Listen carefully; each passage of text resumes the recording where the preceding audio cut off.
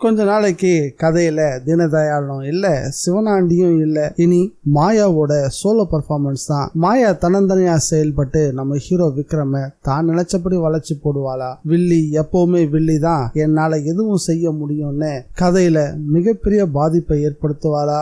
இல்ல இது எதுவுமே நடக்காம நம்ம ஹீரோ விக்ரம் கிட்டையும் இனியா கிட்டையும் மாட்டிக்கிட்டு சின்ன பின்னமாக போறாளா? உங்களோட கருத்து என்னன்றத மறக்காம கமெண்ட்ல பதிவு பண்ணுங்க. வணக்க மக்களே, வெல்கம் டு TNVG ரிவ்யூ. நம்ம சேனலுக்கு நீங்க ஃபர்ஸ்ட் டைம் வந்திருக்கீங்கன்னா சப்ஸ்கிரைப் பட்டனை பிரஸ் பண்ணி நம்ம சேனலுக்கு சப்போர்ட் பண்ணுங்க. அப்படியே இந்த வீடியோக்கு ஒரு லைக்கையும் கொடுத்துருங்க. போறதுக்கு முன்னாடி பெருசா நல்லது செய்யற மாதிரி சிவனாண்டிக்கு பலமான எச்சரிக்கை கொடுக்க ஆரம்பிச்சுட்டான் தீனதயாளன். உண்மையில மாயாவுக்கு தீனதயாளன் அங்க வந்து சேர்ற வரைக்கும் பயம் மனசுக்குள்ள பேயா பிடிச்சு ஆட்ட ஆரம்பிச்சிருச்சு. தீனதயாளன் கமிஷனர் வர சொல்லிருக்காரு. கமிஷன் ஆபீஸ்க்கு போனவன் எங்க தன்னை சிக்க வச்சிருவானா இல்ல சிவனாண்டியை மாட்டி விட்டுருவானா அப்படின்னு மனசுக்குள்ள பெரும் புயலே அடிச்சுக்கிட்டு இருந்தது. அதையும் தாண்டி நம்ம சொல்லி கொடுத்த மாதிரியே சரியா செயல்பட்டானா அப்படின்னு எதுவும் புரியாம தவியா தவிச்சுக்கிட்டு இருந்தா. வந்து சேர்ந்த தீனதயாளன் எல்லாம் உனக்கு சாதகமா தான் நடந்துச்சு, ஆனா நான் தான் ரொம்பவே அவமானப்பட்டுட்டேன் அப்படின்னு கமிஷனர் காலில் விழுந்ததை சுட்டி காட்டி பேச ஆரம்பிச்சான். பண்றது அயோக்கியத்தனம். அந்த அயோக்கியத்தனத்துக்கு பரிசா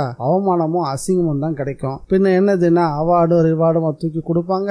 டிபார்ட்மெண்ட்ல தனக்கு இருந்த மானமும் மரியாதையும் வேலையும் இனியாவை பழி வாங்கணும், விக்ரம பழி வாங்கணும்னு செயல்பட்டதாலதான் போச்சு. அதனால எனக்கு ஒரு செட்டில்மெண்ட்டை பண்ணு அப்படின்னு நாசுக்கா அட்வைஸும் பண்ணவன் தனக்கு தேவையானதை பிச்சைக்கார மாதிரி கேட்டும் வாங்கிக்கிட்டான். அதுக்கு என்னதுன்னா உங்களுக்கு செய்ய வேண்டியதை நான் தாராளமா செய்வேன் அப்படின்னு தனக்கு பண்ண உதவிக்காக தேவைக்கு அதிகமான படத்தை கொடுக்கறேன் அப்படின்னு ஒத்துக்கிட்டான் மாயா. அது மட்டும் இல்ல, சிவனாண்டி இங்க இருந்தா எப்ப வேணா சிக்கிக்குவான் அப்படின்னு நான் சொல்ற போது நீங்க ஊருக்கு கிளம்பி போயிடுங்க அப்படின்னு சொல்லிட்டா. இனிமேதான் மாயாவும் இனியாவும் நேருக்கு நேர் மோத போறாங்க. இதுக்கு எல்லாத்துக்குமே பின்புலம் மாயாதான் அப்படின்னு இனியா கூடிய சீக்கிரம் சுலபமா கண்டுபிடிச்சிருவாங்க.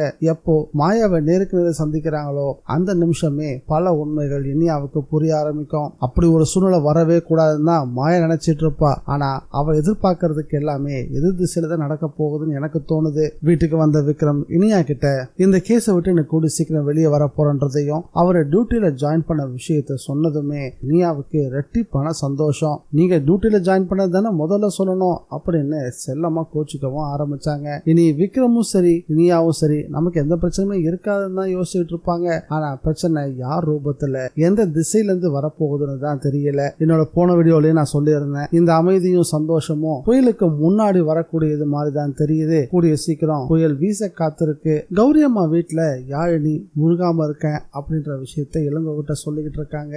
இளங்கோவும் தலகால் புரியாம ஆட ஆரம்பிச்சாரு. உடனே அவரை நிதானப்படுத்தி இந்த விஷயம் பத்தி யாருக்கிட்டையும் சொல்ல வேணாம், ஏற்கனவே டாக்டர் சொல்லியிருக்காங்க, நாம இது என்னன்றத பொறுத்திருந்து பார்க்கலாம் அப்படின்னு சொல்லிக்கிட்டு இருக்காங்க.